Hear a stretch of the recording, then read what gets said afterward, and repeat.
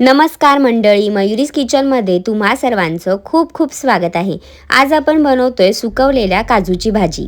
हे जे काजूचे गर पाहताय ना तुम्ही, हे काजूचे गर उन्हाळ्यामध्ये सुकवलेले काजू आहेत। जे ओले काजू असतात ते सुकवून ठेवले जातात, ज्याची भाजी पावसाळ्यामध्ये किंवा हिवाळ्यामध्ये करता येते। तर हे काजूचे सुकवलेलेच गर आहेत, ज्याला मी पाण्यामध्ये थोडा वेळ भिजत ठेवलं होतं आणि आता ह्याच्यामध्ये गरम पाणी घालते। गरम पाणी घातल्यामुळे ना ह्याचा जो चीक असतो तो सगळा निघून जातो आणि साली सुद्धा पटापट निघल्या जातात। एक 2-3 मिनिटांनंतर हे पटापट असे निघतात। पांढरे शुभ्र काजू दिसतात ना, अगदी ओल्या काजूच्या गरांसारखी त्याची भाजी सुद्धा होते। सगळे काजूचे गर सोलून झाल्यावरती मी फोडणीची तयारी केली। कढईमध्ये चमचाभर तेल घालायचं। तेल गरम झालं की त्याच्यामध्ये कढीपत्त्याची पानं, ठेचलेला लसूण आणि थोडीशी मोहरी घालायची। फोडणी छान तडतडू द्यायची। फोडणी तडतडली की त्याच्यामध्ये एक बारीक चिरलेला कांदा घालायचा आणि त्यालाही छान मऊसूद होईपर्यंत परतून घ्यायचा। ह्यामध्ये कांदा, लसूण, खोबऱ्याचं वाटण घालायचं। ह्या मसाल्याची रेसिपी सुद्धा मी आधी पोस्ट केलेली आहे, डिस्क्रिप्शनमध्ये लिंक सुद्धा देते। तर हा मसाला घालायचा आणि ह्याला व्यवस्थित तेलावरती थोडंसं परतून घ्यायचं। मसाला हा आधीच भाजून केलेला असतो, त्याच्यामुळे फार वेळ लागत नाही तेलामध्ये भाजण्यासाठी। एखाद मिनिटभर पटकन असं तेलामध्ये मिक्स करून घ्यायचं।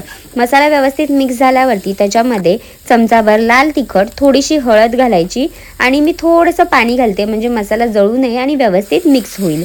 तर पाणी घालून हा मसाला जो आहे ग्रेव्हीसाठी तो एकदम परफेक्ट असा तयार करून घ्यायचा आणि त्यानंतर ह्याच्यामध्ये जे आपण सोललेले काजूचे गर आहेत ते सगळे ह्याच्यामध्ये ॲड करून घ्यायचे।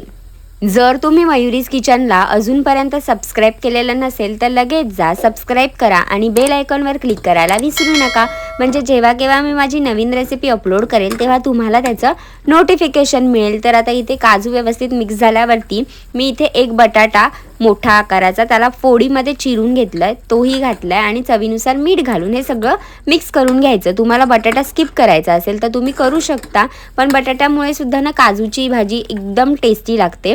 आता ह्याच्यामध्ये ना 2 वाट्याभर पाणी ॲड करायचंय। पाणी जरा जास्त घालायचं, कारण हे जे काजूचे गर असतात ना ते शिजायला जरा जास्त वेळ लागतो। एक 20 ते 25 मिनिटं आपल्याला ही भाजी शिजायला लागते, तर म्हणून थोडं जास्त पाणी घालायचं। एक दणदणीत उकळी काढून घ्यायची। एक 10 मिनिटांनंतर उकळी आल्यावर त्याच्यामध्ये टोमॅटो घालायचा, म्हणजे बटाटा शिजला ना की याच्यामध्ये टोमॅटो आणि वरतून कोथिंबीर घालायची, व्यवस्थित मिक्स करून घ्यायची आणि भाजी थोडीशी घट्ट झाली ना की गॅस बंद करायचा, म्हणजे पटकन अशी मस्त चमचमीत अशी भाजी बनून तयार होते। हे काजूचे घर तुम्ही कधीही सुकवून ठेवू शकता, ओले काजू, आणि त्याची भाजी अशी हिवाळ्यामध्ये मस्त गरमागरम बनून तयार होते।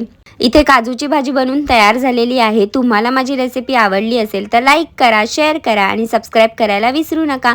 तुम्ही सुद्धा ही मस्त अशी चमचमीत भाजी नक्की ट्राय करून पहा आणि निरोगी खा, निरोगी राहा।